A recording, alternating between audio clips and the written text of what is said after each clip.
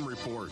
Join digital forensic investigator and PI Ed Opperman for an in-depth discussion of conspiracy theories, strategy of New World Order resistance, high-profile court cases in the news, and interviews with expert guests and authors on these topics and more. It's the Opperman Report. And now, here is investigator Ed Opperman. Welcome to the Opperman Report. I'm your host, private investigator Ed Opperman, and this show is brought to you by emailrevealer.com. Go to emailrevealer.com, get a copy of my book, How to Succeed as a Private Investigator. And also, let's say you want to catch somebody cheating online, you send me their email address. I could trace it back to online dating websites. Since this is sort of a Mistress-themed show today with our guest. By the way, too, now if you've never heard the show before, check out OppermanReport.com. We have on there, there's plenty of content on there. Okay, if you like the show, you'll like what's in there. We have a member section where exclusive content. You could sign up, you could join, become a member. Boy, just did a really good show with John Masseria. He sent out all these Freedom of Information Act requests for documents regarding the urban moving systems. And this is totally exclusive information. No one's ever reported on it before. And it's in my members section right now. We had a bunch of shows, too, with the girlfriend of Bill Menser, the Son of Sam guy, with the murdered Roy Radin, convicted hitman. Did another show with, oh, boy, too many to think about. But we got a great show today. I don't want to keep our guests waiting. We have Sally Miller. She's the author of Beauty Queen, Let No Deed Go Unpunished. Sally, are you there? Hi, I'm here, Ed, and it's Let No Deed Go Unpublished. Unpublished? Yes, it's a play on the old, I think Noel Coward said, let no good deed go unpunished. Well, mine is let no deed go unpublished. Oh, that's brilliant. Okay, meaning, first of all, yeah. It means everyone should, if they do something, that should be up for publication. That is brilliant, first of all. And second of all, saying, don't say something you don't want repeated to others. Well, don't do something you don't want someone to publish in a book. Yeah, that's right. They say, say it, forget it, write it, regret it. I hadn't heard that, but I like that. I may have to use that. I like it. Yeah, that's in the PI world. They say that. Okay. Sally, tell people who you are. Give us a little background, because I was reading this. You sent me like a 3-page email today with a little bit about your background. I know. And I am so impressed. I got to say, go ahead. Well, I don't want to. If you live long enough and you have enough energy, you can accomplish quite a bit in your life. And when I was very young, I had a very troubling childhood. I was sexually abused by my mother. I had a sibling, an older brother, 3 years older, and he also was abused. The difference was that I was her enemy, but my older brother was her lover. And it's pretty sick sounding, but if you lived it, it was even sicker. So I kept this secret all my life, and what I did to counter that, rather than be a depressed child, I went to the library and I read medical books, I read travel books. I just saturated my brain with everything I could read. And that's where I got the idea that someday I wanted to go to China and travel the Great Wall, the length of it, so I could find out all the mysteries, because none of the books could tell me exactly how long it was, who had built it, why they built it, and what happened to the wall all these centuries later. And through the help of my 4th grade geography teacher, I was able to get my geography book and still have it. And she motivated me. She made it sound like I could ride across town on a bus and I could see the Great Wall. She made it sound so easy. But her one thing was, you must believe in yourself. And so that became my motto. Whatever happens, I must believe in me. Let me ask you a question. How old were you when you went? How old were you when you went to the Great Wall? How old were you? I was 49, and I was just beginning menopause. Now, that's important for your female listeners. Okay. Now, how do you do that? It said something like it takes 7 months to travel the Great Wall. How do you do it? By car? How do you do that? No. I trained from the time I was 28 in order to... my mother arranged my marriage, and he was as controlling as she was, and abusive, too, but in a different way. And so my next-door neighbor was a young guy, and he saw me popping pills, and he saw me depressed, and I was trying to raise these 2 little girls. And he said, you know, Miss Perdue, I was married by that time. The married name was Perdue. He said, Miss Perdue, I can take you to the high school track when I go over to train, and you'll feel so much better because you'll be able to exercise and learn to sweat. Well, for an old beauty queen, the last thing you want to do is sweat. But I was frantic. I was desperate. I really had lost my direction. So little by little, he taught me how to run.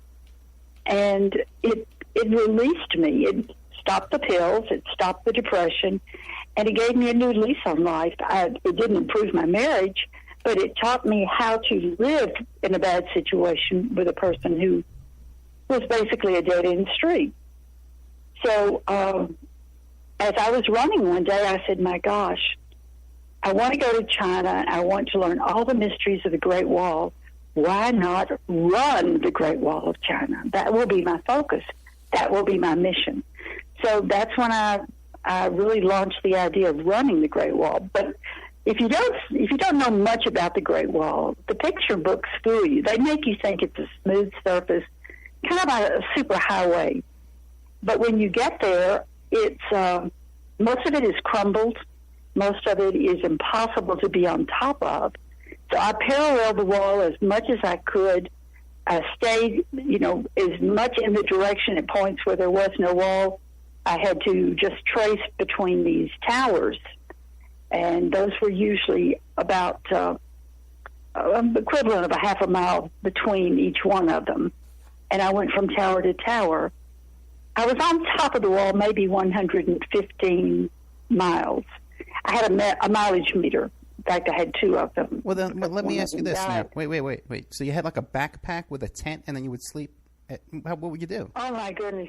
I had a backpack in one hand, on my back, and then had all these little bags around my waist, and then I had a rolled-up tent in one hand, and I had to run with all of this. And then when I could run, but I was climbing most of the time.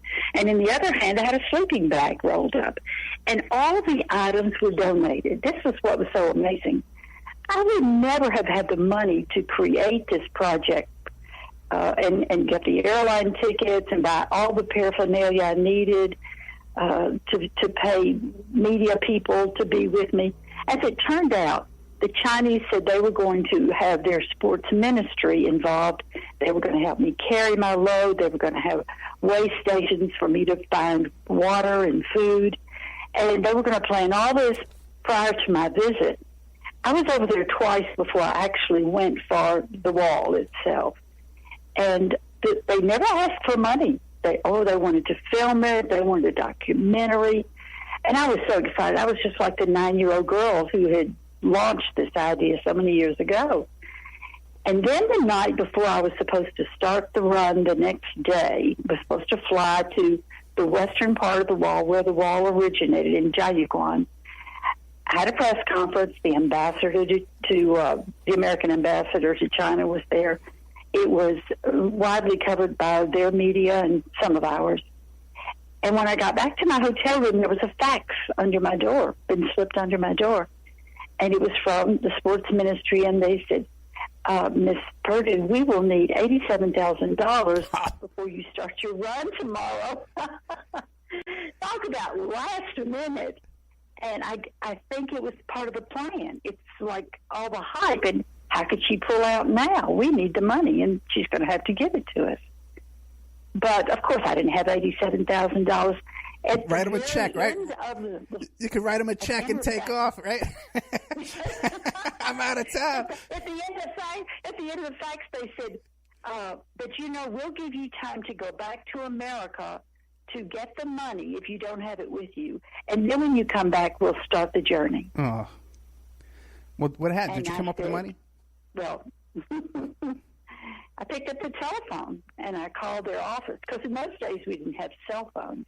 And I called their office and I said, I don't have the money, nor will I be able to go back and raise the money. This was not part of the plan. So I have a motto: when you're up against the wall, just run for it. So fellas, catch me if you can.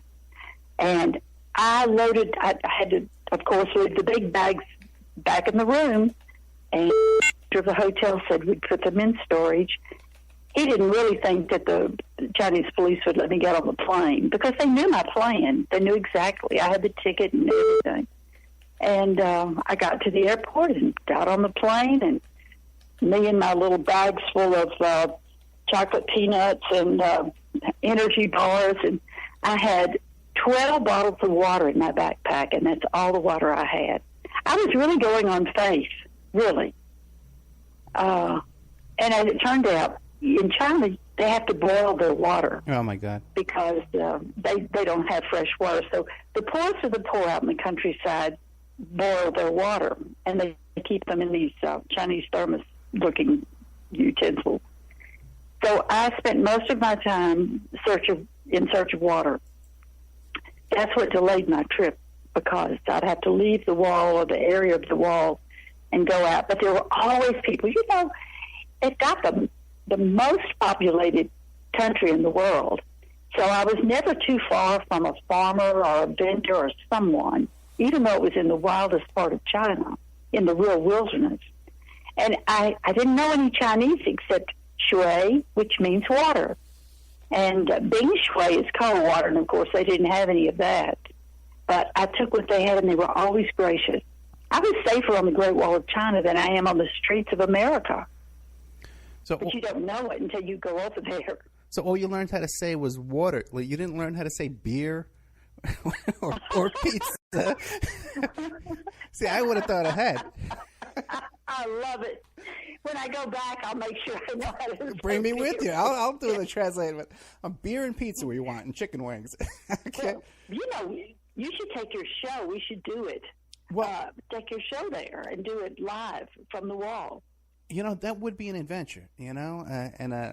It would be the adventure of your life, and certainly if I live long enough, of mine. Well, I don't know how old you are, Ed, so you have to take in consideration, I do like younger men. Oh, my God. So I would probably become very much younger on the wall with you, I'm sure. Well, I'm 53 years old. And you're such a... And that's interesting, yeah. You'd be robbing the cradle, but also, too, it would be kind of interesting to be in the same place as Bill Clinton had been, you know? So I don't know, we might want to... Wow. I thought we'd never get back to the reason you and I are supposed to talk, right? To go down that same road as Clinton went, okay. That is for another show. That is for another show. That is a fascinating story about the whole China thing. That's incredible. I got another little question for you there. Now, when you were being molested by your mother, because that's pretty unusual. I know it is. I know. It's unusual to be reported. Women do molest kids, but it's usually a caretaker or babysitter or a school teacher. And it's not as unusual as people think for mothers to abuse their daughters sexually. But how old were you when it was going on? It's interesting because I can remember as far back as before we moved to my little town of Pine Bluff, Arkansas, when I was 2. My father was transferred from his railroad job in Missouri to Pine Bluff, Arkansas. And I can remember the house and remember what I thought was a babysitter who was hurting me. And I kept asking my mother who the babysitter was. I kept asking, why did she leave me alone with her? And my mother, who had a violent temper, told me to shut up or she would shut me up, and I knew, and I feared her. But when I was 17, my father, bless his heart, he never knew this. He worked for the railroad. He had 2 different businesses. He worked constantly, but when he was working full-time at the railroad, he was away at nights. He was an engineer, and most of his trips were overnight. And that's when my mother started. But anyway, she kept telling me to shut up and that nobody can remember before they're 2 years of age and all this stuff. But I would remember, I would have these flashbacks, and they were frightening, and I could remember these stairs that would go up and then hit a landing and then turn and go up to a second floor, and that room at the top of the stairs is where this incident happened. When I remember I was lying on a table in front of a woman on a couch. She had my legs open, and she was probing me, and it hurt. And I remember crying, and I remember hearing what sounded like doors banging together. And I looked up, and there was a window high above me, and I kept saying to the window silently, please help me get this stopped. And so when I went in this house, my father, I kept saying, Daddy, I want to see where I lived in this town of Thornfeld, Missouri. And so every summer we went back there to visit relatives. And over my mother's objections, my father said, well, what could it hurt? I mean, we don't know who lives there, but we can knock on the door and she can ask. She wants to see about these stairs. She wants to know what these doors banging together means. So I knocked on the door, and a lady came and was very friendly, and I said, could I just see where I lived when I was very young? And she invited me in, and my father stayed on the porch, and I went in by myself, and she said, I'll leave you alone. And I looked to the left, and there were these enormous wooden doors. In older houses, they had wooden doors that you would open. Folding the doors didn't work. These were sliding doors. And it all fit together. Then I started walking up the stairs, and it seemed like my legs were real short. And it was a struggle to reach the steps because they were far apart, just like it would have been if I'd been a child trying to climb the stairs. And then the stairs turned. They hit a landing, then they turned. And when I went in the room at the top of the stairs, I looked up, and there was the window. Now, the furniture was different. The wallpaper was different. But I became that little girl again. And I was on a table in front of a sofa, and when I looked in the face of that woman, it was not a babysitter. It was my mother. And I tell about this in my book because at that point I had to decide I couldn't confront her, but I would wait, and I would keep that secret inside, that not only had she abused me when I was 3 and 4 and 5, when I could remember for certain, but it went all the way back as far as I could remember, and that was when I lived in that house. And, you know, the saddest part, you would know that when you're with a railroading family, you get to ride the train free, the passenger trains. And that's how I went back and forth to college.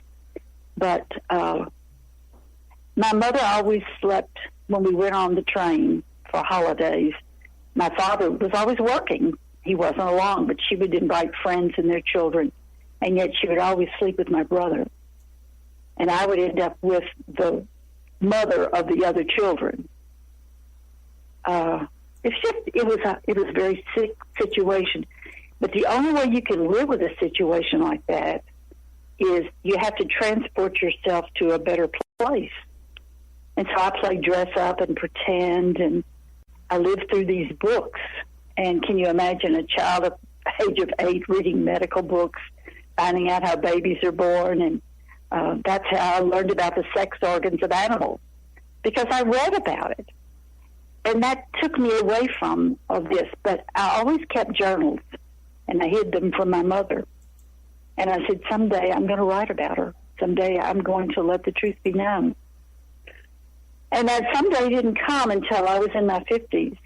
I started writing, but then that was interrupted by other things.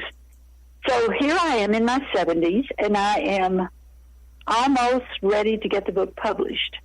You know, the Clintons have power, and I've had 3 different publishers say we're too closely tied to the Democratic Party to be able to publish your book. Or one of them actually said, we don't want to confront the Clintons. If we publish your book, they're going to come after us. Now, I know you're liberal. I don't know if you are a dyed-in-the-wool, card-carrying Democrat. But that doesn't matter, because I'm not a card-carrying Republican. I'm not an independent. I just never wanted to get involved in politics. I just voted for the person that I liked. But I'm not voting for Hillary Clinton, okay? Well, I can't blame you for that, and neither am I. I'm voting for Bernie to 100%. That's funny. Laura told you that I'm not a... She must have told you about my politics. Okay. Well, let the secret out. Okay. Oh, well, good. Listen, okay. We don't have to worry about it. That's okay. You know, this is a big world, and we all should be able to feel what we want to feel and do what we want to do as long as it doesn't hurt someone else. Now, do you think that you got involved in all the beauty queen stuff like that because of your childhood of abuse? My mother enrolled me in the first Miss Pine Bluff pageant. I was in college. And, look, my mother told me from the time I was, I guess the first time I put on a swimsuit, no one's going to give you a second look. You're flat-chested and you've got long, skinny legs. They look like bird legs. And she used to tease me and call me bird legs. She wouldn't let me close my bedroom door, and she would say, "What do you care? No one wants to look at your flat chest and your ugly, skinny legs." So it was up to me to keep my morale boosted. It was up to me to be my own best friend, because I sure as heck didn't get it from any other area of the country. But my father was my saving grace. My father loved me. He was a classic gentleman, but he, too, was deathly afraid of my mother. He and I were more alike than any, father and daughter could have been. He had the long, thin legs. He was flat-chested, too. It didn't bother him like it bothered me. But Ed, no child should have to face that type of childhood. If you let it, and some people are not strong. I was just lucky enough to have the love of my father and the inspiration to go to the library every Saturday. It warps you. My brother never had any confidence. My mother destroyed his manhood. He died when he was 58, had a heart attack. But I think stress over all those years created that situation. And he and I never talked about it. He alluded to it twice. Once when he wanted me to see his psychiatrist at the request of the psychiatrist, and the second time was 3 days before he died. And he said, "Do you think anyone ever guessed our secret?" That was the only time he had alluded to the fact that we had that sexual abuse in the family.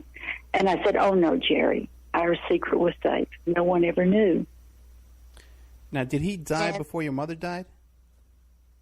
Oh, yeah. He died in 1994. And he died in February, and I went to China in May because I was right in the middle of the harassment, the Ron Tucker abuse, and all the things that had been dictated by Hillary. I've got to give Hillary credit. She drives a mean bulldozer when she wants her husband to be president. She bulldozes everything and anything that's in the path out of the way. And she isn't as strong as she was then. And she's a little bit nervous because, of course, she wants to be president. She's obsessed to be president. It's an obsession with Hillary. And she really believes she deserves it. She's worked hard for it. And it's her turn. And Bill's not able to drive the bulldozer. He can barely stand up. Yeah, he looks horrible these days. Let me ask you a question. Now, you said earlier that you had trouble publishing the book because all the publishers, or they're political hacks as well, they're all controlled by the parties. But did you ever contact... I started looking for a publisher a year ago, yeah. Well, did you ever talk to Roger Stone? Never did. I don't actively go after celebrities or people who are on the speaking tour or anything like that. No, I never did. Well, Roger Stone just published that book about the Clintons' war on women. And two of his writers, Robert Morrow and St. John Hunt, are both friends of the show. They both come on the show quite a bit. But they didn't. Did they? You think they might be able to help me, Ed? Yeah, I know they would. Okay, now what about yeah, I think we can get this thing up published in 24 hours, but I think they would love to get this out. That would be great. You know, I kind of relied on two people that volunteered. One who had written 7 books, and he's a very nice gentleman. He's, I guess you'd say not famous, but he is. He's out there in the D.C. area. He lives in Fairfax, Virginia, and his assistant is. She stays involved. They have a publication. It's for the Catholics, and off air, I could be, I could tell you more about them, but I know they probably want to remain in the background. But they were using his literary agent to try to shop for me. Well, but for this book, I appreciate that because but for the book, The Clintons' War on Women by Roger Stone, no one contacted you to participate in that book. No. It's so funny. There was a woman that did a book called something about their lives. And I guess that was written maybe while I was in China. And a friend emailed me and said, did they interview you for this book? But they quote you throughout the book. And that angered me a little bit because, you'd like to say it from your own words rather than let them piece articles together. No. And that's what this woman had done. I can't think of her name. And it was about Bill Clinton. I think it came out right after either his big seller or Hillary's first big seller, and it was their lives, and it was about the women who had been. We were all bimbos. We were called bimbos. Right. Now what about radio? What about you can call me. Excuse me. What? Yeah. What about radio? We like to talk, don't we, Ted? What about radio interviews? How many times have you been interviewed on the radio about this topic? Let me think. One other time. Okay. One other time. No, I don't seek out interviews. There was a guy in Little Rock that I trusted, Doc Washburn. He actually took my place on KARN radio. As I take my place, I had been on radio when I came back from living in the New Jersey area, and went on as a guest on the show. And the next day, the manager called and said, "How would you like to be on radio?"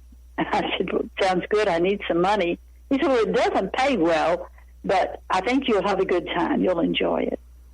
And so I took over this radio show once a day. I think I had 2 hours. But then I had to quit to run for mayor of my hometown. And when that was over and I had to deny that I was a lesbian, nobody in Arkansas wanted me to be on their radio station.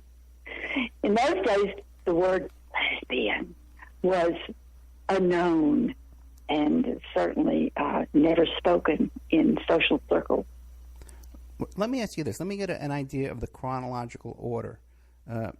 Was the affair with Bill Clinton, was that before the radio show and before you ran for mayor and all that, or was it after?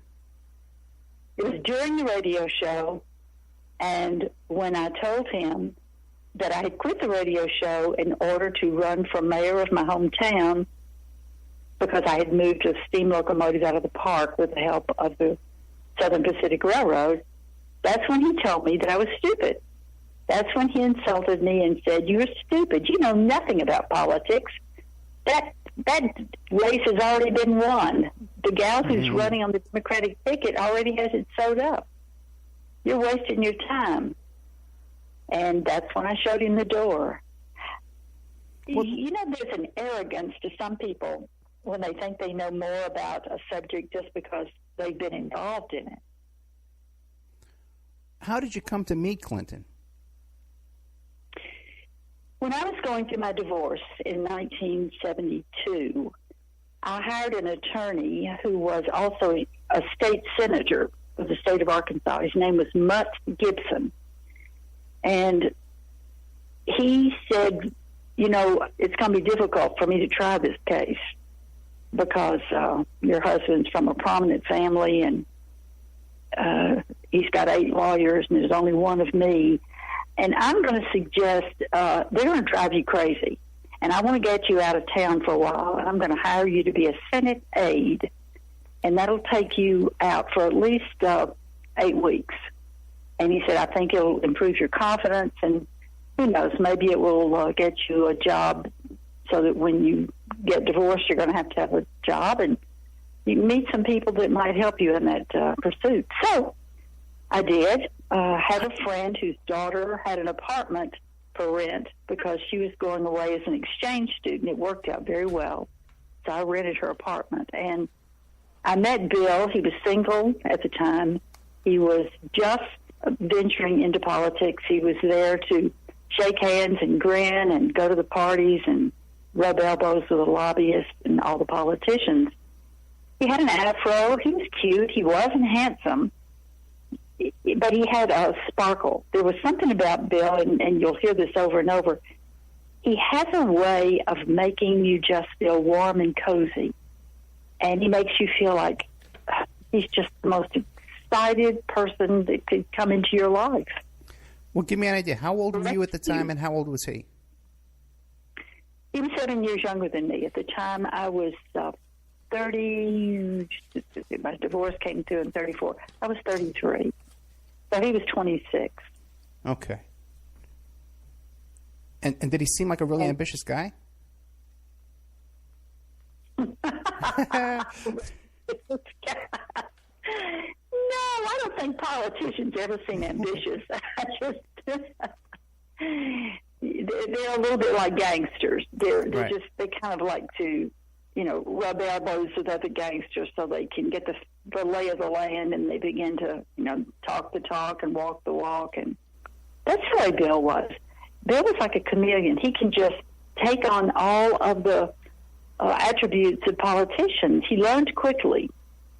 But, Bill had not had a lot of experience with women. And Bill was pretty much a straight arrow at the parties.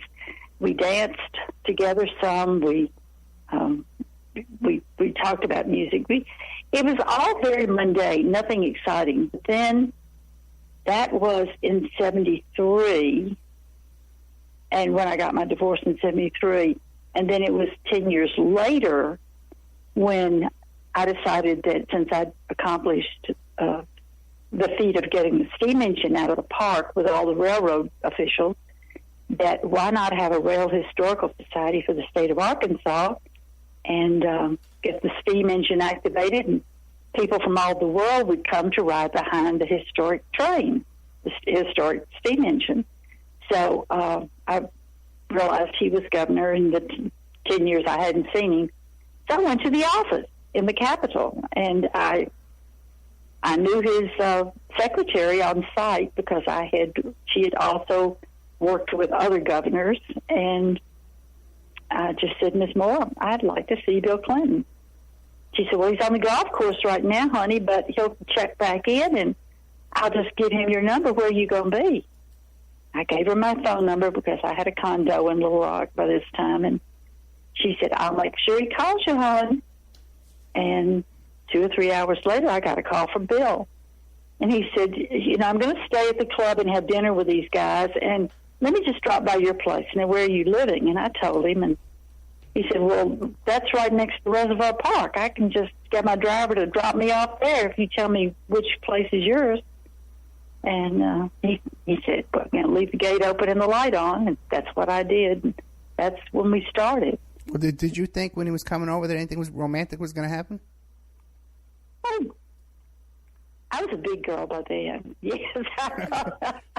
There was a possibility. A lot of water had gone under the dam, and I'm sure that in my mind, I didn't plot and plan it, but I did want this project that I had, and I had all the paperwork there. I had photos. I had the plan. I didn't just go empty-handed and say, can you make this happen for me, Bill? Right. No, I didn't do that. I had all. It was going to be a business. If he'd been in the office that day, I would have gone in his office and thrown out the plans and the proposal and created the whole idea. So this was going to be a money-making project for you.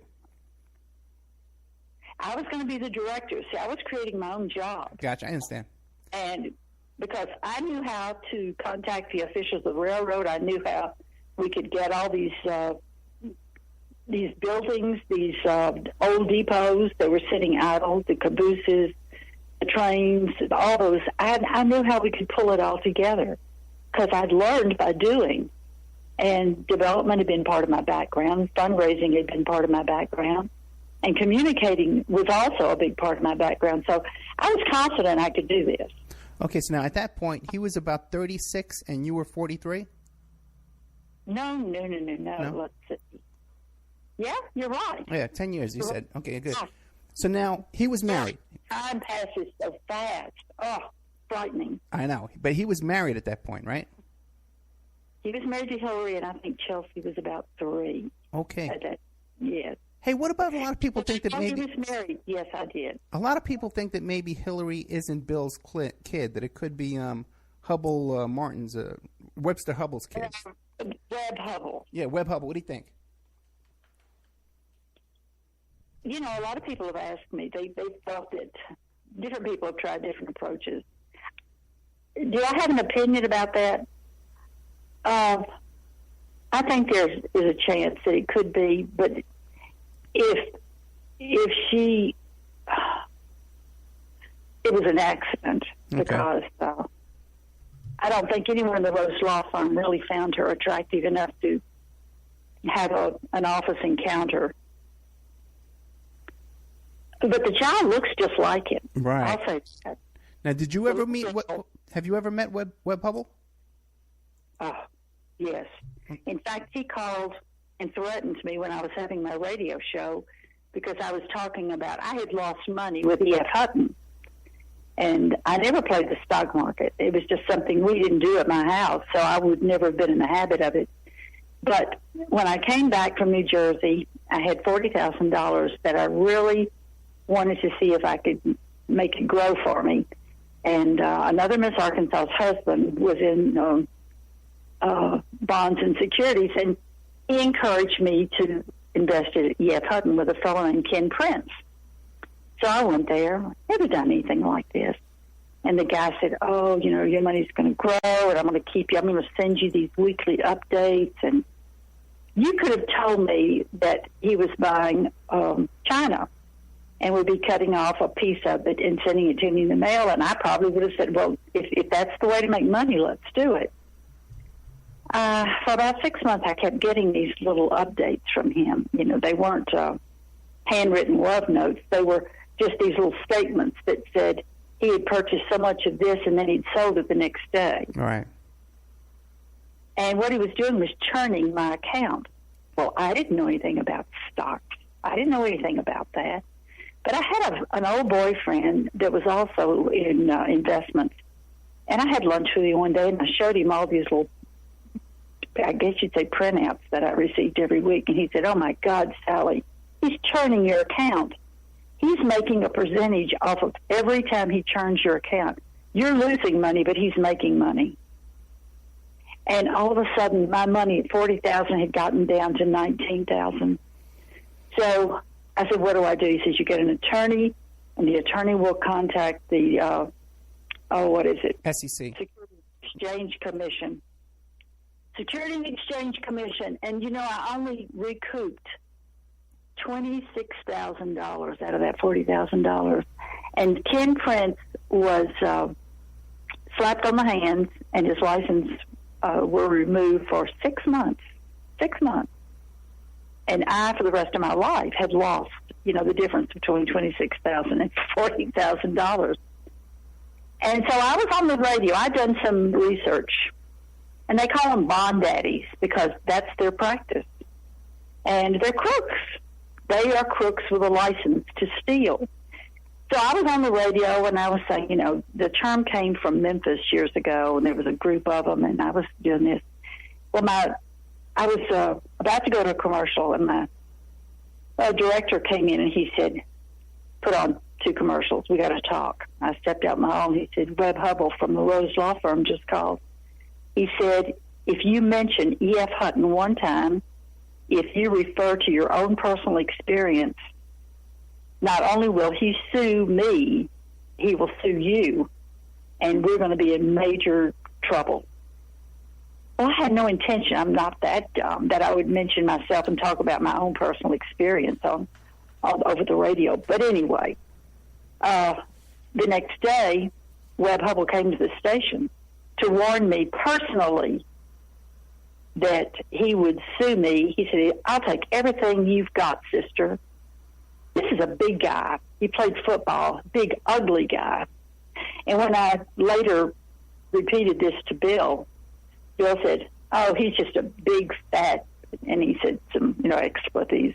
So Bill did not like Webb Hubbell. They didn't get along together. Not at all. He said he's a doofus who just happened to marry well.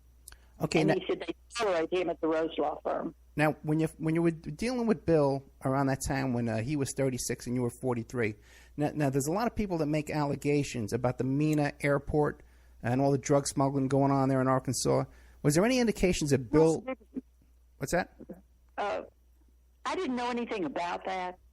Later, a fellow from the Daily Telegraph in London made it this lifelong ambition to research that. And he almost got shot. And can you believe he lost his passport? I mean, physically, they took it away from him. The authorities took it away from him and banned him from returning to America. I believe got too close to the problem. His name was Evans Pritchard. But was there any indication? Did you notice any kind of indication of Bill being involved in that kind of stuff? Of course. Okay. His brother was really heading the organization. His brother Roger was into drugs anyway. Right. But he was the one that connected all the dots. When Bill came to my house the first time, he didn't do drugs. But every time after that, he was smoking marijuana, and he always had a little packet. I called it his evening bag, and it had. You see, I don't do drugs. I don't even do pharmaceutical drugs. But I watched him, and I'm looking at the very table in my living room where he did it. He pushed everything away, rolled out this little kind of a parchment, and he had a little straw, little short straw, and he put the white powder out there, and he sniffed it up his nostril.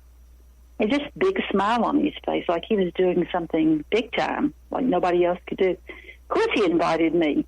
He said, come on over and try it. And I said, nope. Scared to death of drugs, can't do it. I don't need any kind of artificial high. Oh, you feel so good, you feel so stimulated. I didn't need to be stimulated. In fact, all I could remember was it was illegal. If someone had broken down my front door, I would have been arrested. Bill wouldn't have been the one to be arrested. It was in my house. Let me ask you a question. I have a couple of questions. Yes. Yeah, so you tell me. Did you ever meet Roger Clinton?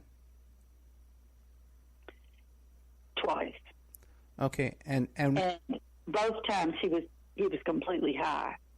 He was a druggie out of control. I think he did drugs to survive. He was that hooked. One time he came by to drop something off at my house. He came by the front door, and Bill cursed him because of it. He said, "Man, you're not supposed to come around this front door. If somebody recognizes you, and then they'll put two and two together. You're here, and I'm here, and not good for us, bro." So I didn't see what he slipped him, but Bill put it in his pocket. I assumed it was drugs.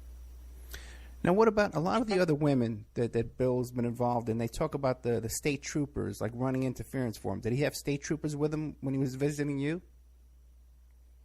Oh, yes. They drive him everywhere, or they drove him everywhere when he was governor. He had his own chauffeurs, and they were the ones that turned on him because he told them when he got to D.C., he was going to take him to the White House with him. And they're smart. They realized soon on when the big nomination came and Bill was running for the presidency, he ignored them, wouldn't accept their calls. He treated them like yesterday's lunch. So that's when they turned on him and began saying, well, we're going to give the names of some of the women we drove him to see. And they mentioned me. Between 83 and 92, my life was not focused on Bill Clinton. In fact, I've tried to put it behind me. The hardest thing was forgiving myself because I was impulsive and I did make a mistake. And believe me, it was not my modus operandi to go after married men. I had fun, but the younger men in my life that I met when I was running, when I was exercising, when I was trying to accomplish my goals, I had enough activity, and they were all single. I didn't need to worry about that. But more than that, I was focused on my future. So Bill Clinton was just, he was not even going to be in this book, in fact, until one day I was writing, and I was looking at an old article about when I admitted to Ambrose Evans Pritchard that Bill had worn this black nightgown of mine and danced around the room showing off, playing his sax. And I had a full-length mirror, and he was so involved in looking at himself, he just thought he looked so cute. And Ambrose printed that. And for years afterward, the only thing people could remember about me with Bill Clinton was that he wore my black nightgown. And I guess it was funny. At the time, it was funny. But, of course, so many bad things happened when Hillary got involved. I couldn't even remember one funny thing that had happened, and I wanted to put it all behind me. But then I thought, it's my book, and by damn, someone needs to hear my side of the story. I was not this loose slut that was out there just trying to hook up with all these married men. I was as important as Bill Clinton at that point. I'd seen enough, done enough, that I felt good about myself. And he could have said no. He wasn't going to come. He could have said, meet me in my office, and kept this very businesslike. But he knew when he came to my place what was probably going to happen. And I accept full responsibility. When I opened the door, I knew there was a possibility that we might go upstairs to the bedroom. I might not even make it upstairs to the bedroom. How long did this sexual relationship with Bill Clinton go on between you and Bill? Started in August, and it ended, as I said, the night that I told him I was going to run for the Republican ticket for mayor of Pine Bluff. That was the only ticket left. This woman who was 300 pounds, had not graduated from high school, had already chosen the Democratic ticket because she was put there. She was a prop. They could manipulate her. And she'd been on the city council. So this was like 3 or 4 months. It was 3 or 4 months we were together. Just a lot of time. We were probably together, I'd say, 13, 14 times. Okay, now how did this become public? How did the story get out? The state troopers. They told the Arkansas Gazette. And as I said, I'd forgotten about it, and I'd gone back to college at the request of my old college, which had been a girls' school, and then it became a university. And they invited me back after I finished the wall.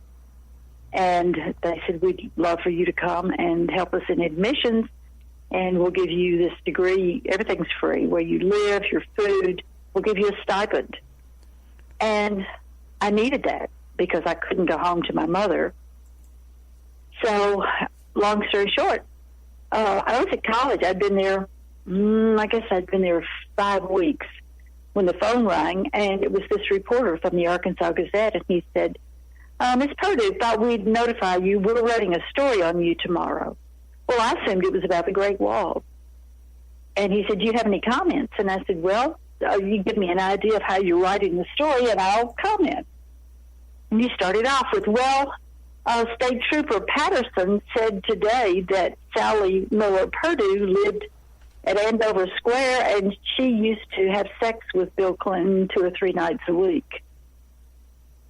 And that was the end for me. I said, no comment, hung up. Did you call Bill right away? No. I wouldn't have even known how to reach Bill at that point. Because he was in the White House then. Oh, what? No. He was running for the president at that point. Now, this Patterson guy, did you know him? I knew him briefly as a state trooper, yes. I knew Ferguson and Patterson because they would alternate driving Bill to my place. And sometimes they'd actually walk on the patio and knock on the door. We didn't have cell phones in those days, so it was amazing. You had to get out of your car and go on the door, and it was a different lifestyle. I remember. So now what happens next? The stuff hits the fan, I guess you could say, right? The world came apart, That's when my world came apart. Right. The college fired me because the Democrats, they called me into their office, and they said, Missy, you're being fired today, honey. They were both smoking cigars. That's kind of interesting when you think about Monica and the cigars, because no one around me ever smoked cigars. And they were celebrating because the Democratic Party, this is exactly what they said. Missy, you're fired today. Honey, we're sorry, but the Democratic Party came through for us. We got $1 million, and if you can find some of your Republican friends who give us $1.5 million, we'll reinstate you. And I was wiped out. I couldn't imagine. Everything I had was right there at the college. My cat and me. You won't be able to live on campus anymore, but we will let you keep getting your degree as long as you don't cause any ruckus. Well, you can imagine all the students and the professors, how they treated me at this point. I was like leftover garbage. Did you ever speak out in the press at that time? No.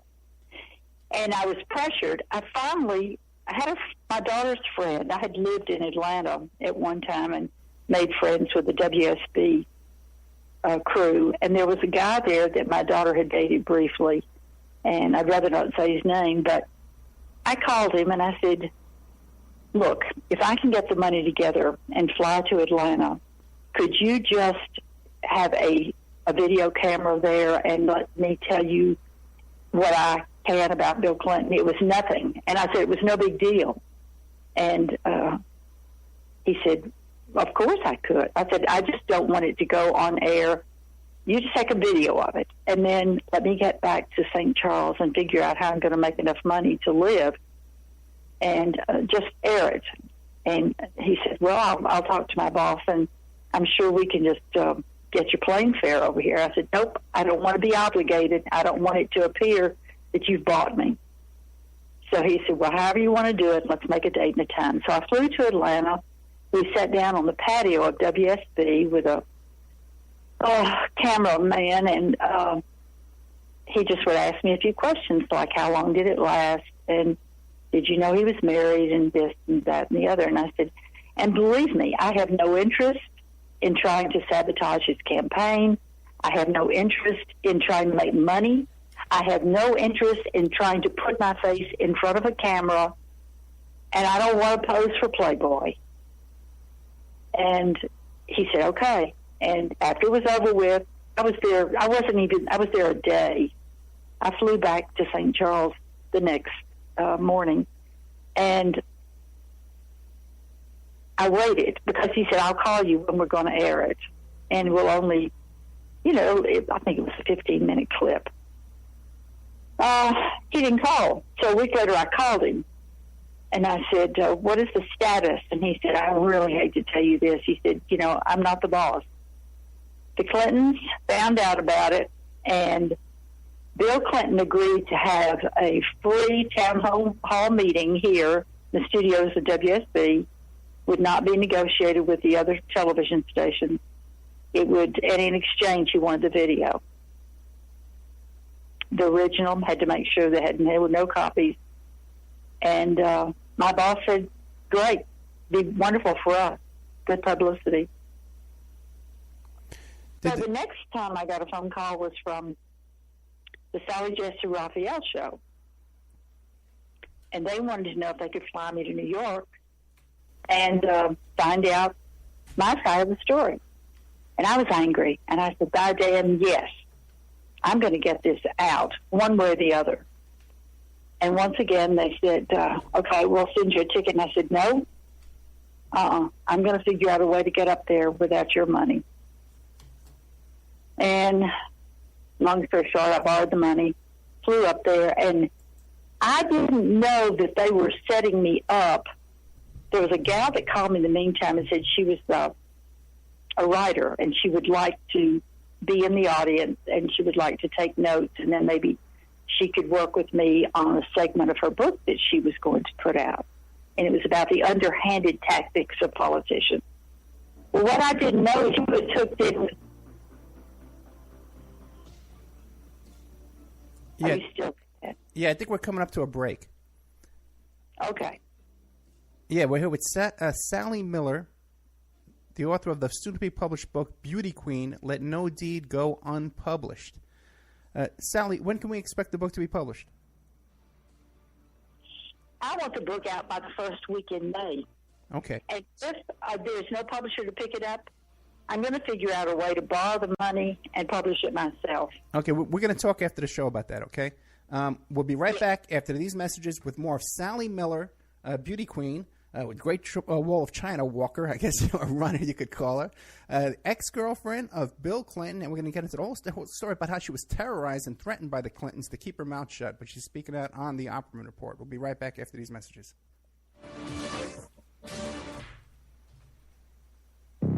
Welcome. All clear.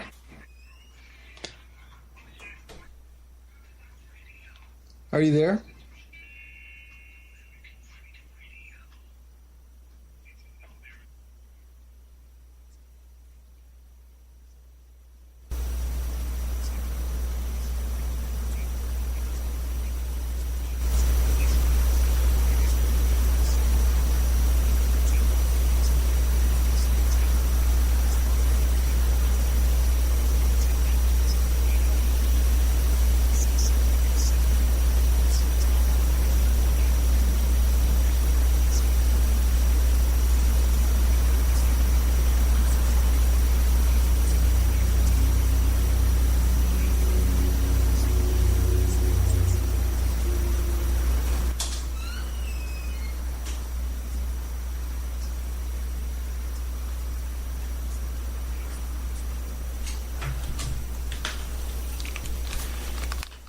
Hey, Danny.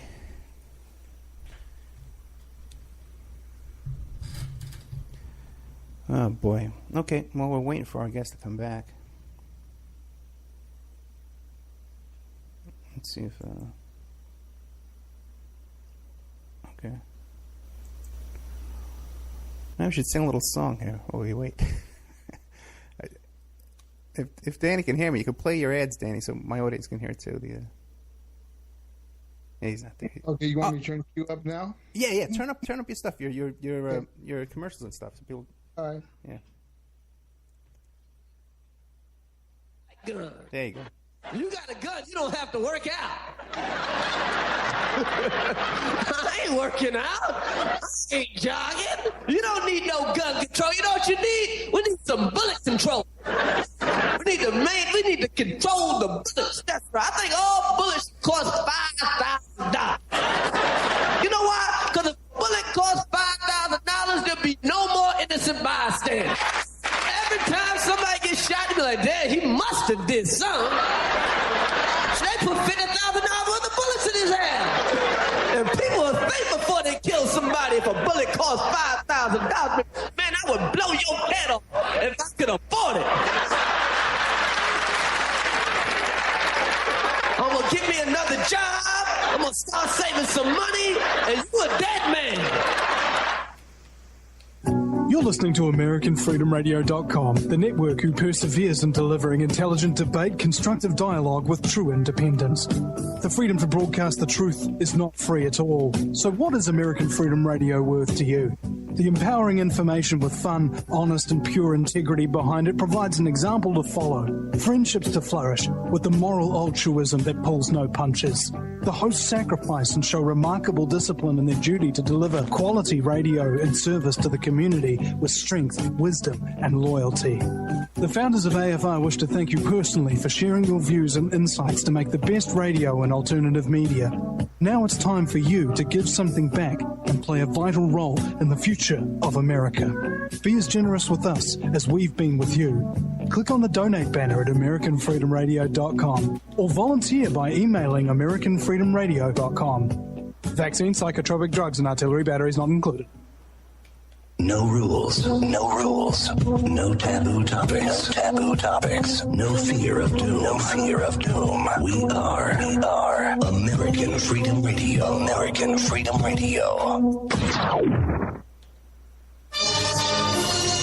It's the Opperman Report. Join digital forensic investigator and PI Ed Opperman for an in-depth discussion of conspiracy theories, strategy of New World Order resistance, high-profile court cases in the news, and interviews with expert guests and authors on these topics and more. It's the Opperman Report. And now, here is investigator Ed Opperman. Welcome back to the Opperman Report. I'm your host, private investigator Ed Opperman. And just want to thank all my sponsors that keep the show alive, Pacific West Bamboo and MichiganMushrooms.net, Miguel LaSala, the author of Rodeo of Doom, and StrawmanMusic.com, and the good old New World Mexican Women. We're here today with Sally Miller, author of Beauty Queen, Let No Deed Go Unpublished. Sally. I'm still laughing. I'm laughing at that ad, the guy and the bullets and the guns.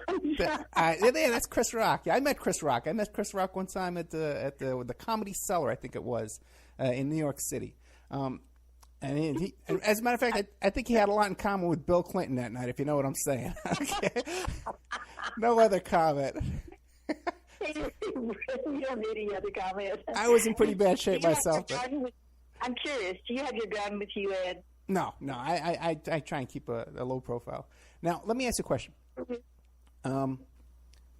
Did anybody ever contact you trying to do damage control, like offering you money for your silence before the threat started? They offered me a job. Okay, good. At Lindenwood, after I'd lost my job, suddenly this guy comes in my life named Ron Tucker. He was from Marion, Illinois. I knew nothing about the man, didn't even know where Marion, Illinois was. He told me he worked for a mining company in Kentucky, right over the border. And I later had a call from his boss who said the man was obsessed and insane, that he had overheard him on the phone with his political pals, and they were plotting how to scare me and how to do as much damage as they could. Well, as it turned out, of course, the back window of my my Jeep was shot out, but they didn't shoot it from the outside. Someone had actually gone inside, sat on the seat, and pointed the gun out the back window, shattered it that way. Well, we'll stop there for a second. How did they get into the Jeep? Did they jimmy the lock, or was it unlocked? No, it wasn't unlocked. It was locked. I was in class. It was one night.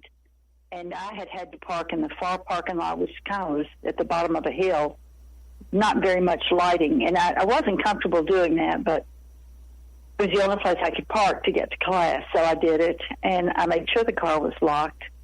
And when I got back, the car was locked. And there were 2 shotgun shells on the seat, my front seat. It was an 85 Jeep Cherokee. I looked around. Of course, I felt like I was probably being watched from all sides.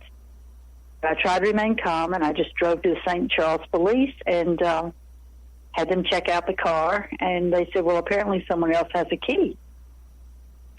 They took the shells. They checked the car out, and I was scared beyond words. I never had a gun. I had no reason to have a gun. It was not something that I felt like I needed. And then the next night, I had to go to another class. And when I came back, I noticed something was strange about the car. I can't tell you why. It was just looked too open. There was too much light coming in from the back because there was no tinted window. And I looked down and I saw the glass on the underneath part of the ground. And I went over and unlocked the car, and there were more shotgun shells on the seat. And I turned around, and sure enough, the window had been shot out. Okay, did you call the cops? I drove to the St. Charles Police Department again. Okay. And they told me, they said, you need to hire security. You should never be alone. I was living, this gets pretty bad. When they fired me, I had no place to go. And a student invited me to stay in his one-bedroom apartment. He had a couch. And he said, you can stay there. I'm not home much. He said, I work in the cafeteria, and then I have another job. And he said, you can stay in my place. And so I did. I had no place to go. I had no money. I ended up going to the government office applying for welfare. But I'd found this little part-time job working with adults with disabilities. It paid $5.30 an hour. And the welfare people said that I made $2.30 too much a week. So they couldn't give me money, but they could give me $30 in food stamps, $30 a month to eat on. Well, it bought cat food, and it bought me, milk and a loaf of bread every week. And the guy worked in the cafeteria, and he'd bring food out and put it in the refrigerator, and like cheese and things that I could put on my bread. I'm not exaggerating, Ed. I promise you. I'd almost reached the bottom. I was pretty far down at the bottom by this point. Now, and then a guy in St. Louis called me and said, I've heard about your plight. Could you use $50 a week? Because if you can, I'd like to invite you to be on my radio show for 1 hour a week. That's all the space I have. And it was WG, I can't remember the call letters, but anyway, it was in St. Louis. It wasn't KMOX. It wasn't the big station, but it was WGYN. I believe those were the call letters. And, of course, I went on, and, of course, everybody wanted to talk about the Clinton scandal, and they wanted to talk about me being a fallen woman. And one woman was going to call the Miss Arkansas Committee and tell them to take away my crown. And I laughed. I said, after all these years, you think they really care about Miss Arkansas? I said, my father was the one who provided the clothes and the car and the gasoline for the year I spent as Miss Arkansas. They only cared about me going to Atlantic City and see if I could win Miss America. And when I didn't win Miss America, of course, they were through with me. They were working on the next year's pageant by that time. But then the calls come in, that Miss Pink Tomato is going to be crowned, and they want her crowned by Miss Arkansas, and I have to cut her a ribbon for a new building, and Miss Arkansas is supposed to do that. And but it was funny how people acted. And one of my callers, what I thought was so funny, one caller said, you do know that all of your shows are being taped by the Clintons so that they can sue you. And I said, that's fine, whatever they want to do. And she said, well, you know that I'm going to report back to them anything you say that I think is a lie or illegal. I don't know where people get their arrogance. I get those kind of calls too all the time. Okay, I'm not worried. Yeah. Oh, are you kidding me? Yeah, I get. Okay, don't worry about that. Let me ask you this. Now, no one in the Republican Party, these Republican dirty tricksters and these kind of guys, none of them contacted you and said, hey, we'll put you on the payroll and we'll take care of you? Honey, the Republican Party was, they're such stuffed shirts. And they were scared to death. They didn't want to lose their, they didn't want to dirty their white shirts. But I did contact them in St. Louis, and I said that I needed an attorney because I didn't see how in the world they could get by with firing me and taking money. They bragged about it. It was not like it was a secret. And how I was being sabotaged from all directions. And I said, I need help. Right. I've never been, I can ask for money. I can raise money for crippled children. I can raise money for Alcoholics Anonymous. But I have never, ever attempted to raise money for myself. I know there's a GoFundMe, but someone said, well, if you need money publishing your book, you should go on GoFundMe. I said, I couldn't do it. I guess it's a pride thing. That I know there are much worthier causes than me, and I just could not reach that level. I couldn't do it. Maybe I should. Maybe it's just my own warped mindset. I don't know. But anyway, so I went to the Republican building, the offices of the Republican Party for Missouri.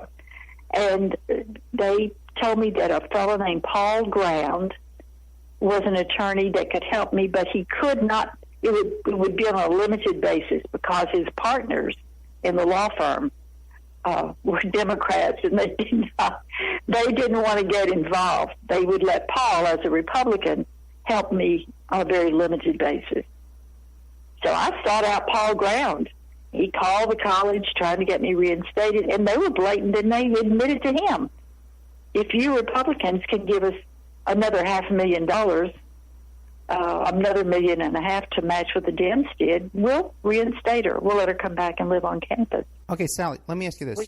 When you went down to the Republican headquarters to look for help, did you have an appointment, or you just went down there and just walked in again like you did with Clinton?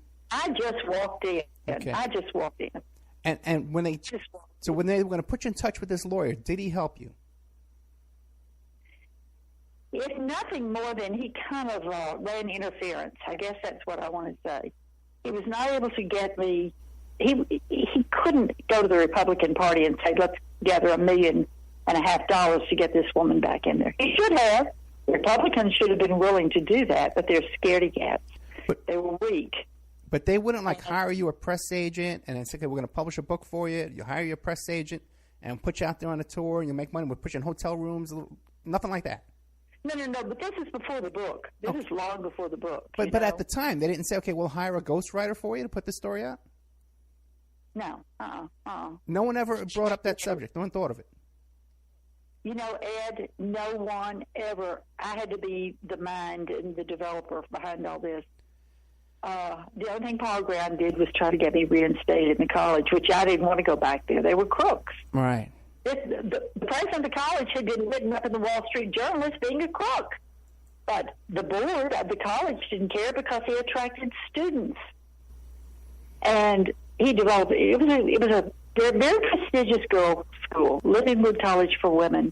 And he turned it into a, same-sex dorms and just, what do I want to say? Not same-sex. You know what I'm talking about. Co-ed. Intermingling in the dorms. Co-ed. Co-ed dorms. Co-ed. Yeah. Now let me... He even allowed alcohol in the dorms. He allowed all kinds of crazy things. But he attracted students. So what can you do? You can't fight City Hall.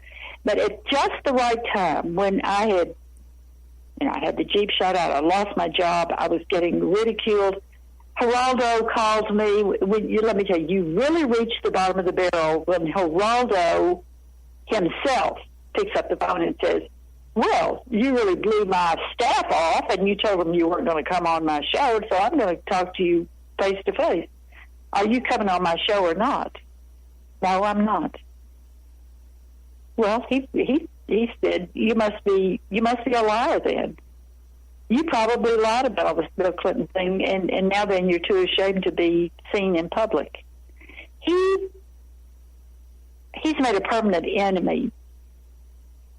I despise him because he insulted me. He has no respect for women. When I went on the Sarah Jesse Raphael show, they didn't, and I thought I could trust her. Isn't that stupid? The American media is not to be trusted because I've experienced their low-life tactics. Yeah, I've had similar experiences. Yeah. Now, let me tell you something. Now, you were telling a story about how you were in the Sally Jesse Raphael show, and they put a writer in the audience or something like that. We were just telling that story when we went to the break.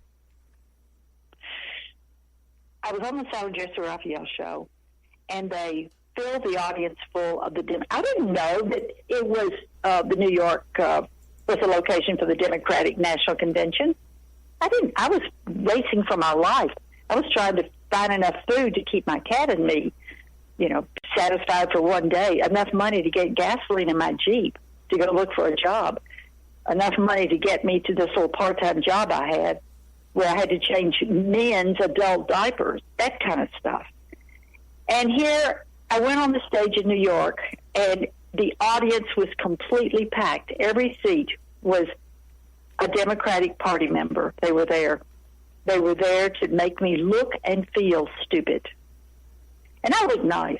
I wore a nice suit. I was very professionally dressed, and I was acting like a lady. My father would have been very proud of me. But they weren't acting like gentlemen. And when Sally Jesse Raphael said, so do you plan to pose for Playboy after you appear on my show? I said, why would I? Well, because you're trying to sell a story. I said, I haven't made a dime. I've lost my job. I've lost money. She insulted me the whole time. She even so much as had a friend of mine up there. She'd flown her in from Pine Bluff, Arkansas.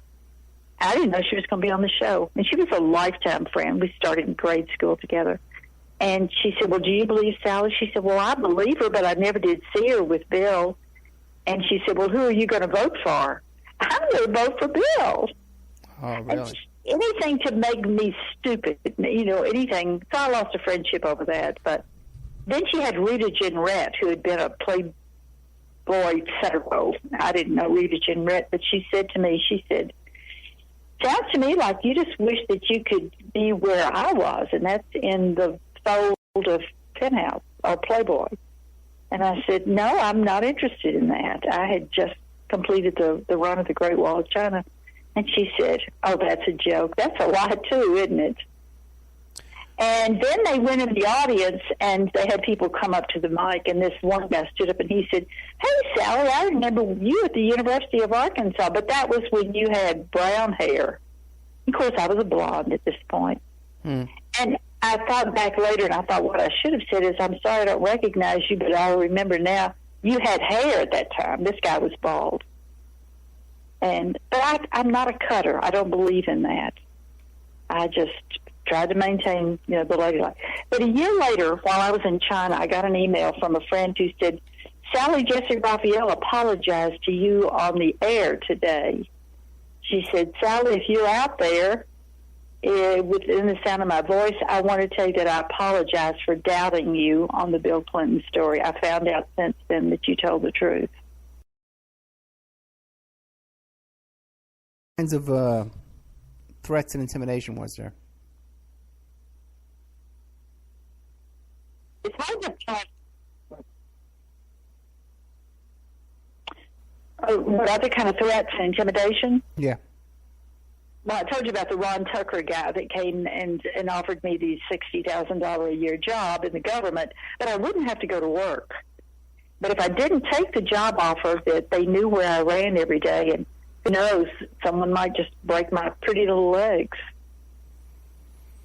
I got this kind of stuff all the time. It was, I had a lawyer in he said he was an attorney, named Eric from St. Louis. He was a tall, good-looking guy, was married, and he began writing me love notes. And he was trying to set me up because, and he later actually told me that he was hired by the Democratic Party in Arkansas so that they could prove that I was nothing more than a pickup, and that any man could come on to me, and then I would climb in bed with him like I was some street whore. So I didn't trust anyone at this point. Absolutely did not trust anyone. Wait. I was a little distracted there for a second. You're saying that they hired someone to try and pick you up and insert themselves into your life in a romantic way? Yes, and he showed me the recorder. He had a very small recorder in his pocket. And after I received these love notes, and it was difficult to call me because I was moving around. I got to the point where I didn't even know where I was going to be staying, so I didn't have a phone number to give out. And as far as mail, I was picking up my mail back on campus because it was the only mailbox I had. And they still let me use the mailbox. The woman who was in charge of the mail service on campus was probably the only friend I had. She was a very old woman, and she was in her 70s, and she told me before I left campus, and I went by to pick up my mail, she said, I promise you this, if you get any mail here, I'm going to keep it. No one will ever know. You just come by sometime and pick it up. And I would go by there, and sometimes I wouldn't have anything. But then these Eric letters started coming. And he was telling me he'd seen me on the Sally Jesse Raphael show, and he loved my legs. And he wanted to caress my feet and my ankles and all, help me put my shoes on and off, and he could help me shower. He could be the bench that I needed to sit on when I was in the shower to shave my legs. This may be more than your listeners want to hear, but this is just the kind of low-down tactics that were used on me. So I thought, okay, I'm going to beat this guy at his own game. I had a little recorder. It was given to me by my daughter, and she lived in Atlanta. She sent it to me, and I loaded it with batteries, and I was prepared. Well, the guy was not bad looking. If he'd been single and if I were interested in dating, would I have gone out with him? No, he was not that interesting. But by this point, I had no interest in men at all. Young, old, it didn't matter, rich, whatever. So we met at this bar in St. Charles, and I had my recorder on, and I didn't know, but I assumed he probably had one right. And as we talked and all, and I started just nailing him to the cross. I said, I know your game. I know exactly what you're up to. I've had this same plot plan worked on me. So they're not very smart. They keep using the same playbook. And he eventually, he finally, I guess you'd say, just was worn out. He pulled his tape recorder out, and he said, you want me to remove the tape? And I said, I pulled mine out. And I said, it doesn't matter.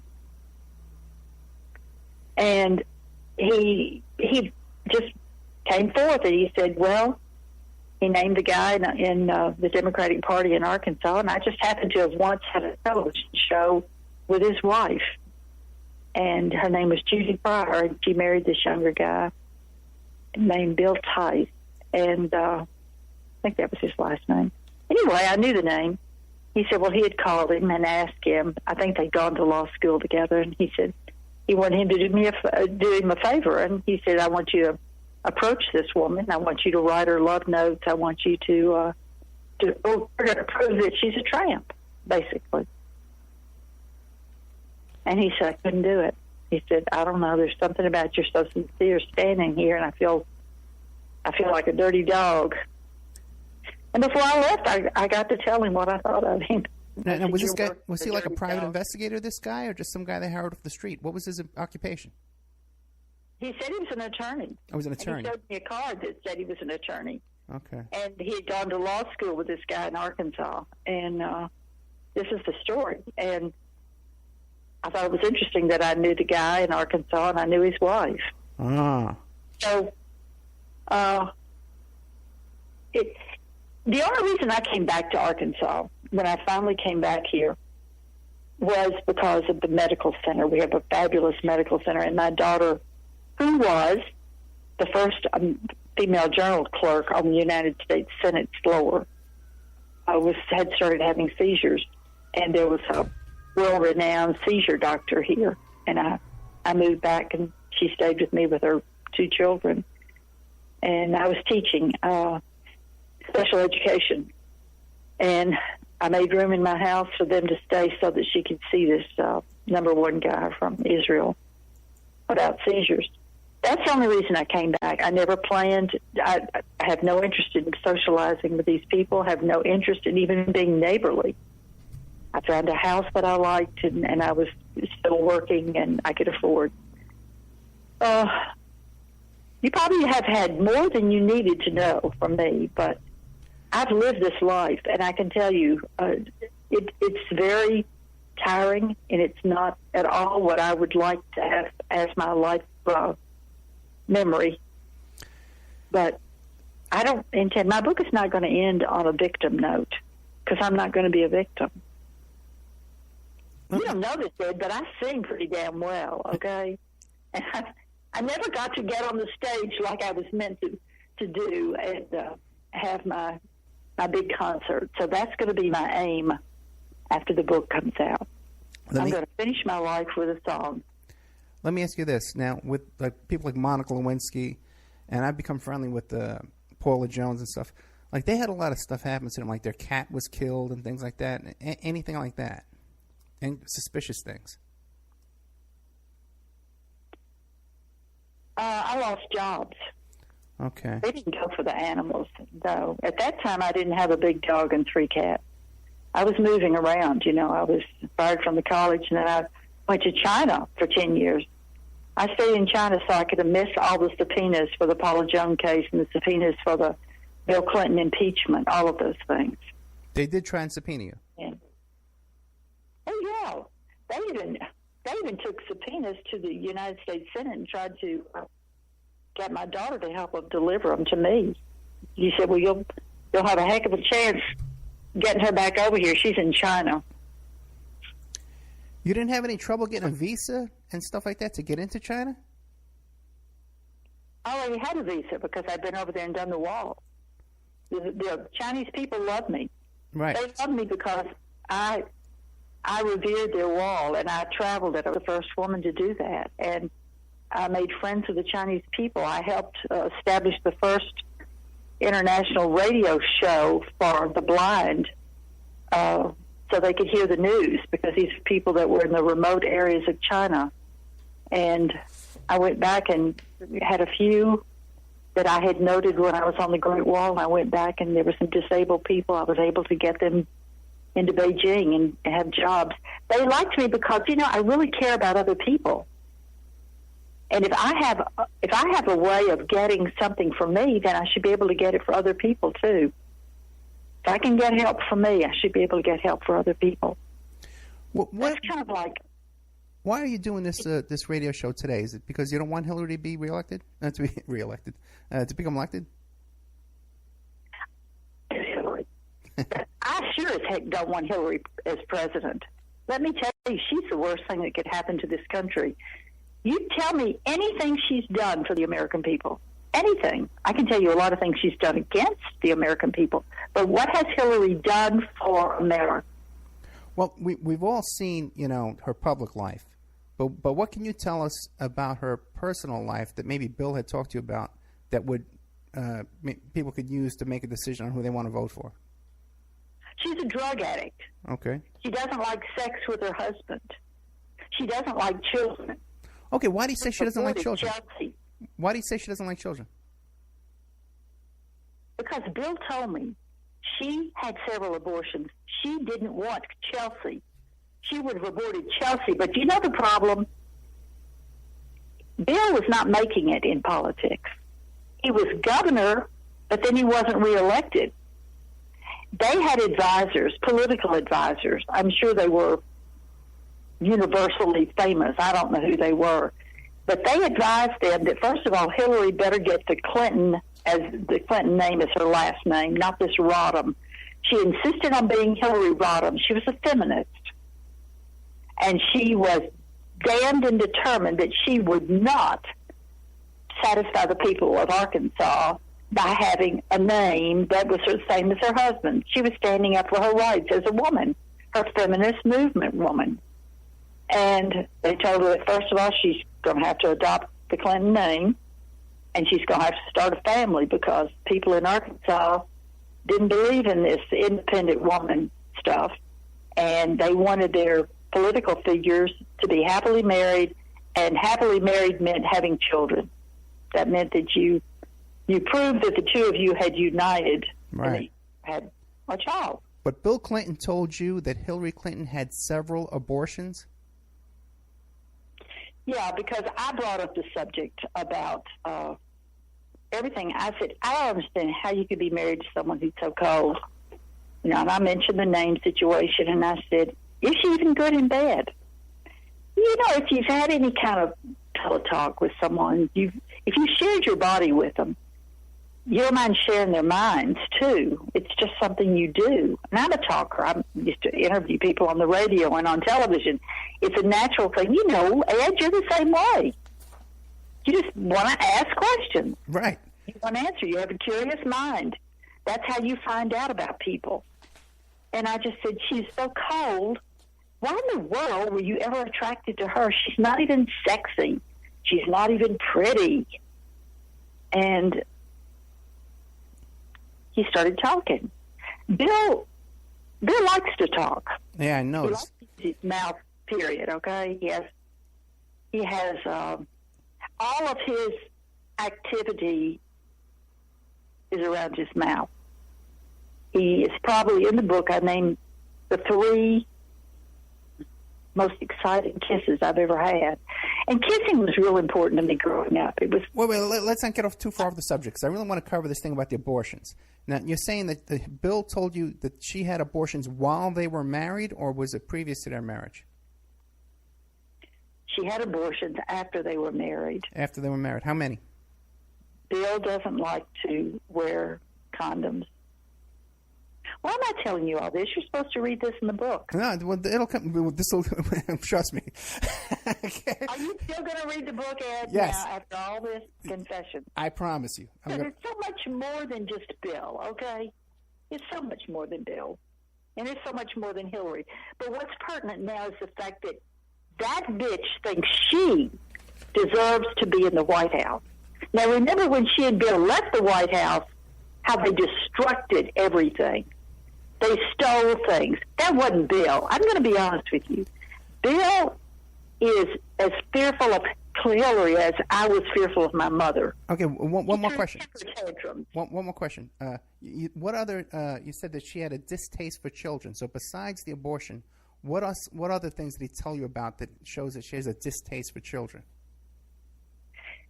She was invited many times to go to the children's colony in Conway, where they have children with disability, children that have cerebral palsy, people that are they have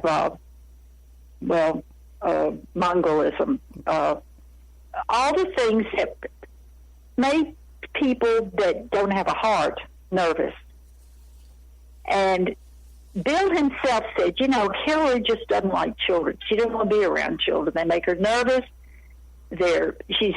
She's irritated about children. And he mentioned the invitation. He said, it's embarrassing when she gets all these invitations to go to the children's hospital to see about those children. They're trying to raise money, and they have telethons.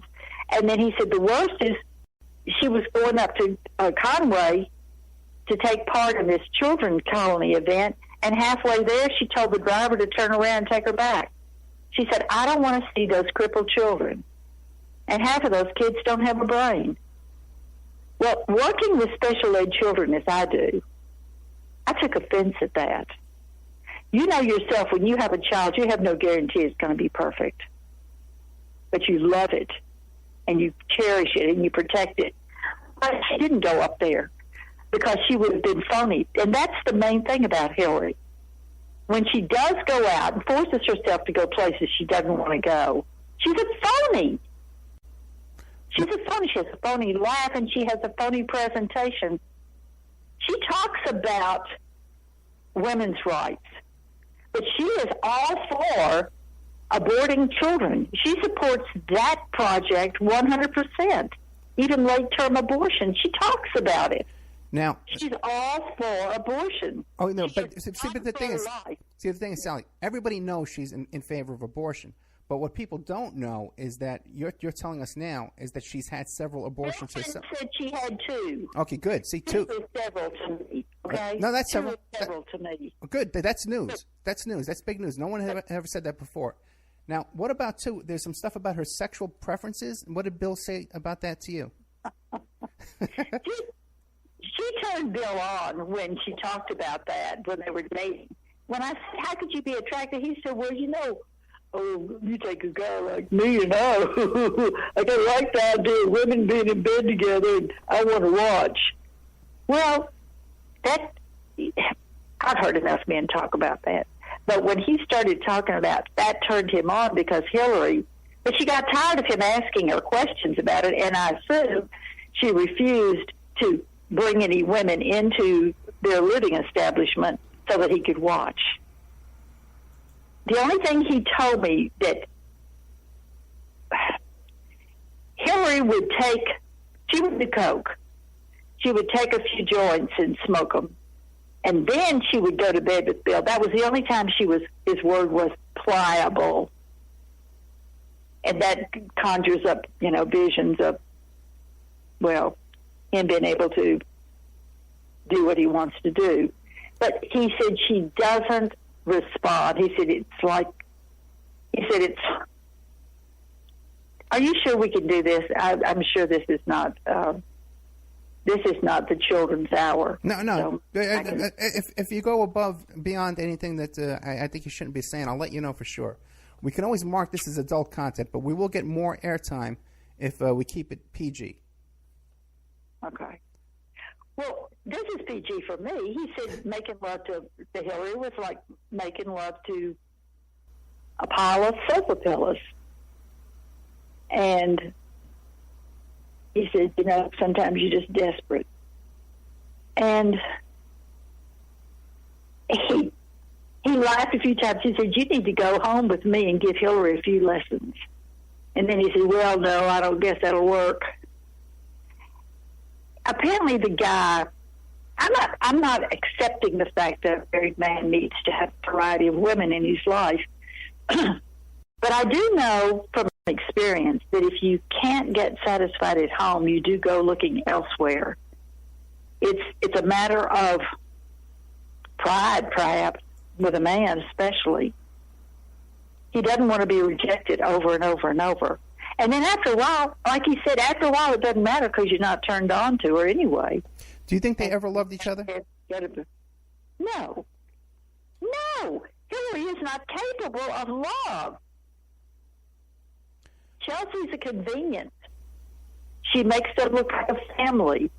Bill is a convenience because she was able to follow in his footsteps to get to D.C. She pushed. Now, Bill has a permanent handprint in his back, and that's Hillary's handprint. She's been pushing him since the day they met. If you saw pictures of Hillary back then, she could have never made it on her own. Bill was the outgoing, friendly, the good old boy, and she needed that. But she was the brains behind the operation.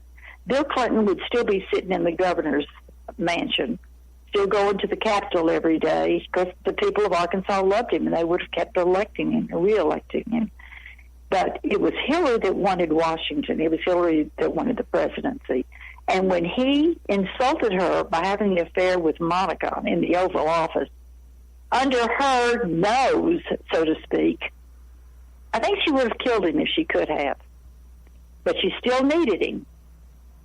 And I'm sure they worked out a contract that said, I supported you and I got you where you were, buddy, and you are going to stay with me till the day you die because the next person that sits in the Oval Office is me. It's my turn. I deserve it. Okay, Sally, I got a couple of important questions for you, okay? And they're seriously important questions because I'm going to get to something after this portion, okay, that you may not know about, okay? Now, you mentioned here in these notes Bill's foot fetish and his fantasies. So now, not because I'm a pervert or anything like that, but there's an important question. What were his kind of fantasies about and his foot fetish, if you can describe that? I'll just touch on it barely because I still want you to read the book. I'll just kind of capsule it. Okay. Bill was raised by his mother.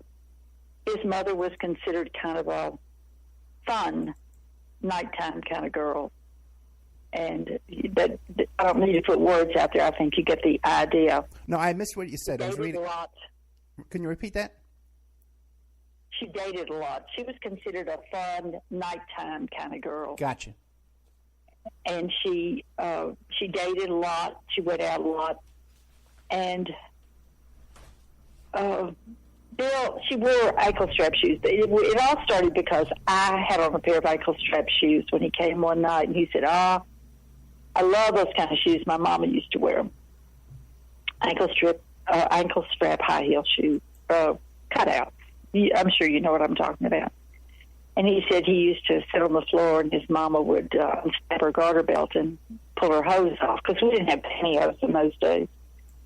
And she certainly didn't have them. They just had single hose. And she would slip them off.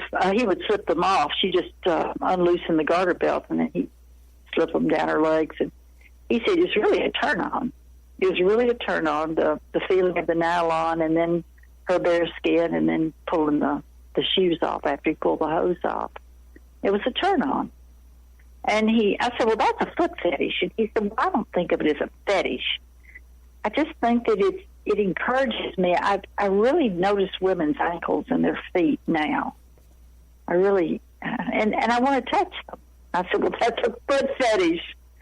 Because I've had guys that really are just in love with women's feet, or in love with women's legs. And I guess a man or a woman could be in love with any part of a body, but the foot fetishes are really in a class of their own. And let me ask you this, okay? Are you familiar with the story of Jeffrey Epstein? No, the name doesn't sound familiar. Jeffrey Epstein is a billionaire. He lived in Florida, in Palm Beach. He had a place in New York.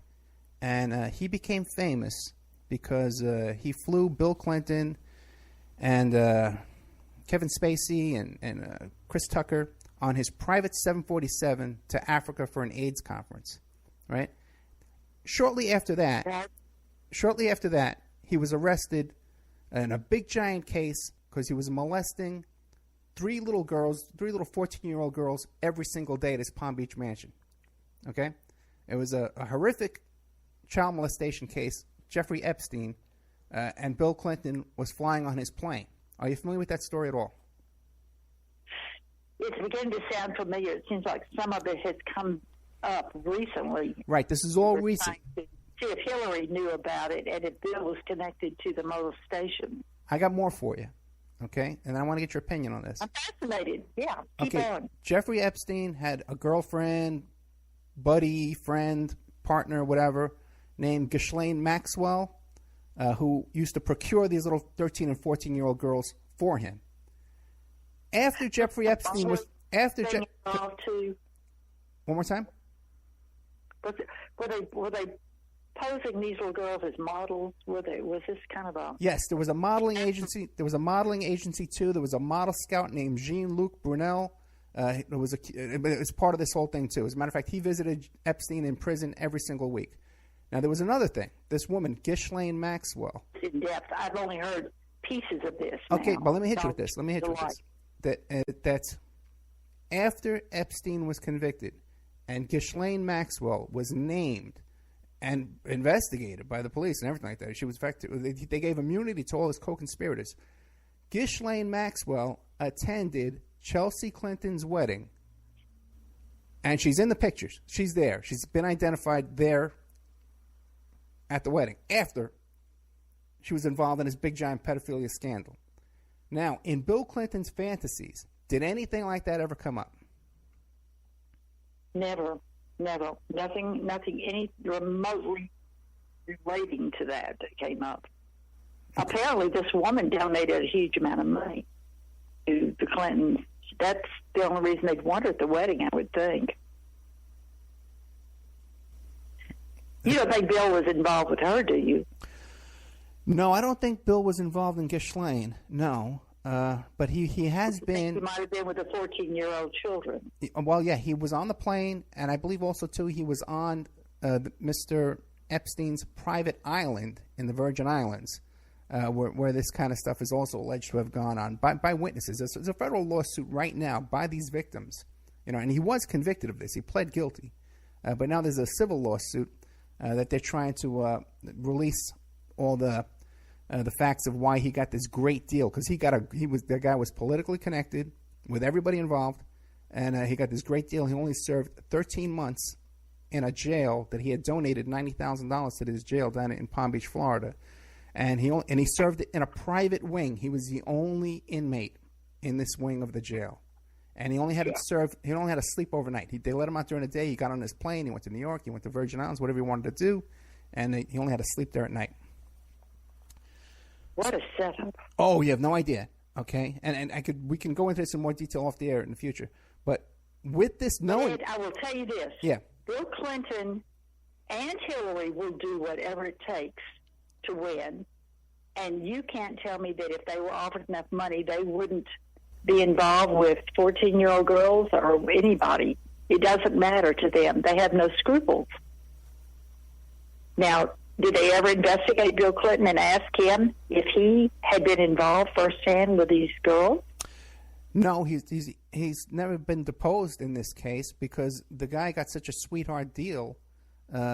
It's in a long story. You can listen to some of my past shows. We've done a lot of. Doesn't that make you sick? It makes me very sick. Absolutely.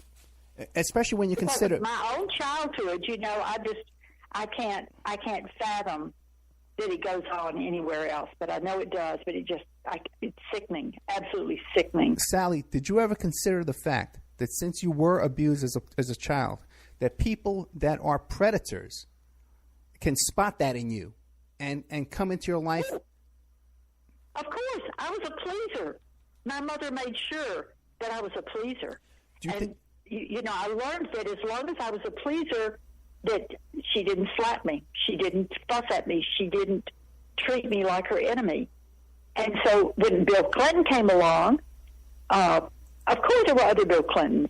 There were not that they were married or not that they were long-lasting, but I didn't give in. I learned to say no. But I will be honest with you, there's that something inside of me that is willing to cave because that's my mother and I fear her. I understand. And they see me. They see that. They see the vulnerability. Yes. So you've heard of the other allegations with Paula Jones, where he was, and these other women that were actually rape allegations against Bill Clinton because they accused him of being a sexual predator, and he targeted it on you. He honed in on you. I knew he could show up at your apartment area. You're coming by for a business deal, and he says, "Well, no, I got other intentions in mind, and I'm going to show up at our apartment."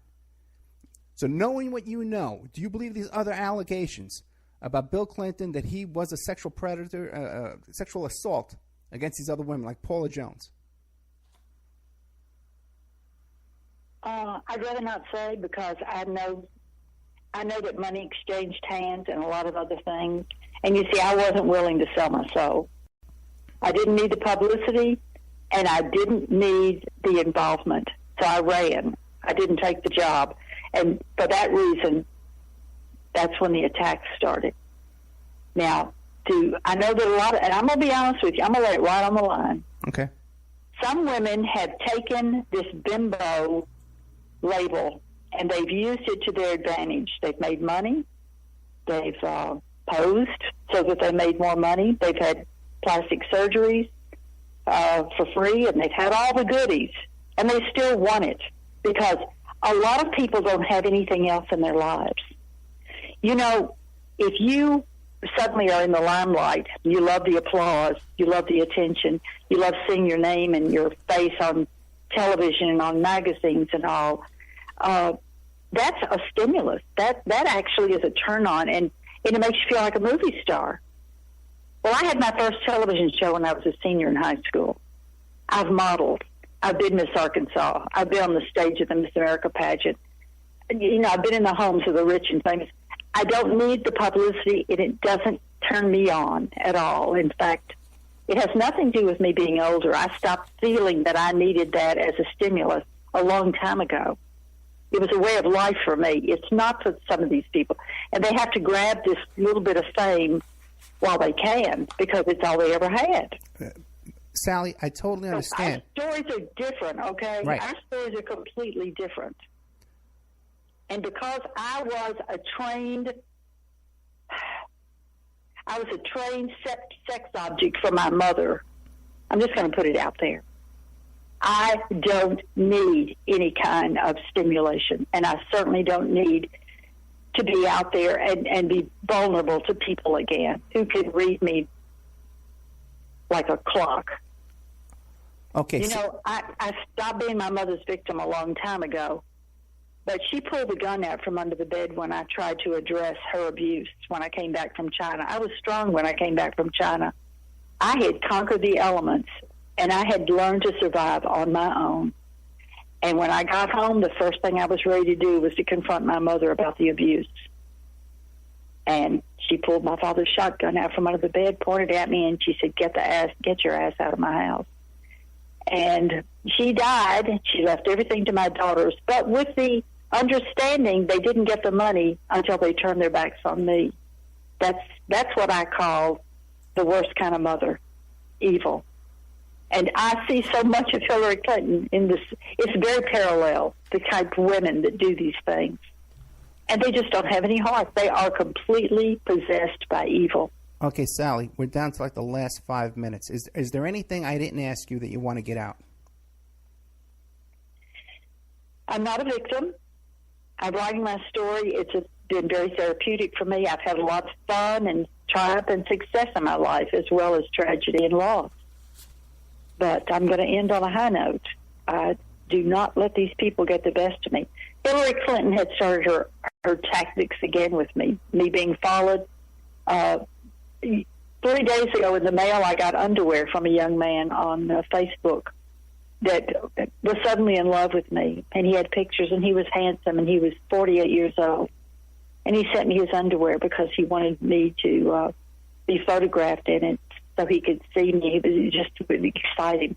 That's Hillary's tactics. Can you imagine if she got a picture of me in this fella's underwear? That's the kind of garbage she wants to pull up.